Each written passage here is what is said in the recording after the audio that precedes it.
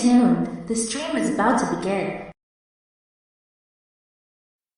All right, my Right at Ivy Right friends, I have a perfect exercise for our struggling, emerging, developing writers, and it's going to focus on active verbs. So, in my 20 plus years of teaching composition, I feel like what separates my top notch writers from my students that kind of pitter putter around a little bit are the verb choices that they make. I find that most of my students have the requisite ideas to write a real banger of an essay, but it's in those verbs that they choose that either hinders or catapults them really into an advanced category. So, what we're going to do is take a look at an active verb exercise to open the mouth wider to house tier 2 level verbs. And I'm going to be referring to tier 2 level vocab a lot during this exercise. And here's what I mean by that. Quite simply, your average run of the mill SAT level caliber words. So I thought long and hard about what types of verbs do I want my students to use? And I came up with a perfect 10 categories for the types of verbs that our students use. And I'll run through them real quick.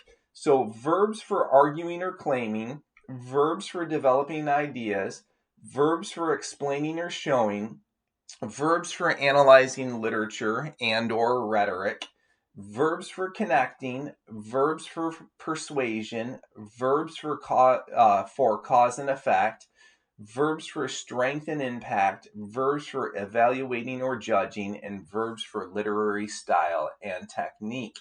And what I've done is I've created a little manual that I'm going to print out for my students. And you can do the same because all the slides that you're going to see in this entire presentation are linked below in the video's description. So you can just print this out for your students as well.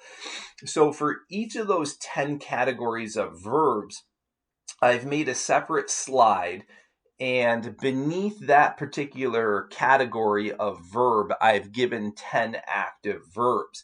So just to give you a smattering here of examples, take a look at slide number 1 here, verbs for arguing or claiming. You can see that I have argues, claims, asserts, contends, maintains, proposes, suggests, affirms, declares, states. So in my verbiage here, one of the things I don't want to do is give my students million dollar words. So it has to fit their mouth. And my demographic, so I teach like on level 10th graders. I'm in New York State, so it's the Regents kids. I teach AP Lang, I teach 10th grade honors and AP Lit. And I think for the entire breadth of that demographic, they could possess all of these words. They're not over the top, but they're active verbs. I'll show you slide number 2, verbs for explaining or showing. So I've explained, shows, reveals, demonstrates, illustrates, conveys, highlights, presents, indicates, points out. So again, nothing over the top, right? Because I don't want my students to think that if they use these gargantuan words that somehow they're doing good writing. The verb has to fit the kind of frame of their mouth and not sound awkward, contrived, pretentious, overly pedantic. So I did that for all 10 categories, and I won't read through all of them for you. You can figure it out. So that's number 3. Give you a couple of seconds to look at that. Here's number 4. And again, active verbs, but they're relatively simple. But, your more advanced students can, hook on enhances and enriches. Those tend to be a little bit more advanced. Here's number 5. So I got a good blend in here, like contrast, parallel, aligns, and then simple ones like tie, link. They know those words, connects, relates. Here's number 6, verbs for evaluating or judging. Number 7, right? So you can see that I have a good mix of verbs there. Simple ones like calls, but then you have things like pressures, motivates. Here's number 8, cause and effect. I like the balance in there. So students, shouldn't have to bust out a dictionary for these words. They pretty much already know them. But if you look at 9, they might not know like underscore, juxtapose. Maybe they're not familiar with allusion yet. So you can do a little bit of teaching with these. And then lastly, number 10, verbs for strength and impact. All right. So again, they might not know magnify, amplify. But the rest, they are good to go. So to demonstrate how to go from overly simplistic verbs to active verbs, I'm going to teach my students the poem The Road Not Taken by Robert Frost. And for the purposes of making this video, I'm assuming, English teachers are familiar with this poem and you may use it in your repertoire. So we go through it and dissect it together, get all of our talking points. Maybe we'll do a Socratic seminar around it or a fishbowl or something of that nature. And then what I've done is I've written 4 exemplars, 2 with extremely simple verbs and then 2 with active verbs. And I'm not going to belabor it in this video. You can backtrack in my YouTube channel. Pretty much every other video I make goes over this. For literary analysis, my students use a heuristic called the inverted thesis. And there's 2 questions you always answer when you're doing rhetorical analysis or literary analysis. And they are, how does the author construct meaning and what is the author's intent? And in an inverted thesis, it means you end with your thesis. And whenever a student answers the question, how does the author construct meaning? That always is the bingo moment in the introduction. That is the thesis statement. So the students are going to respond to that question last. It'll be their last sentence. What is the author's intent gets 3 sentences, all right? So teachers talk about universal theme, exigence, universal truth, the moral of the story, the Jesus moment, whatever you want to call it. So it's a 3+1 paradigm. 3 sentences go to what is the author's intent. 1 sentence goes to how does the author construct meaning. And you riff it in that direction, in that order. The other thing that you want to do in here is have tier 2 level vocabulary. And this is where it forces kids' hands to have more active verbs. And then in my YouTube channel, I have videos in which I show my Nuance Academy that I run with students, in which we go over the 12 sentence types and the 20 sentence patterns. So I really want my students to get cooking with their voice, rhythm, and flow. Here's the kicker with that. The kids that have really simple verbs have a pattern or a flow that reads like da-da, da-da, da-da, da-da. So very simple sentence constructs. If you up the ante on those verbs, it forces the kids to change their sentence pattern. So you're kind of killing 2 birds, 1 stone. So let's take a look at exemplar number 1, which houses the simple verbs. Robert Frost's poem, The Road Not Taken, is about the things people face in life and how those choices make them who they are. The speaker is at a crossroads, which shows how everyone must have a path without knowing what will come. The big idea is about being yourself and the push of time. Frost uses imagery, symbolism, and point of view. So you might look at that and say, well, Kristian, that's pretty good. I would like my students to do that.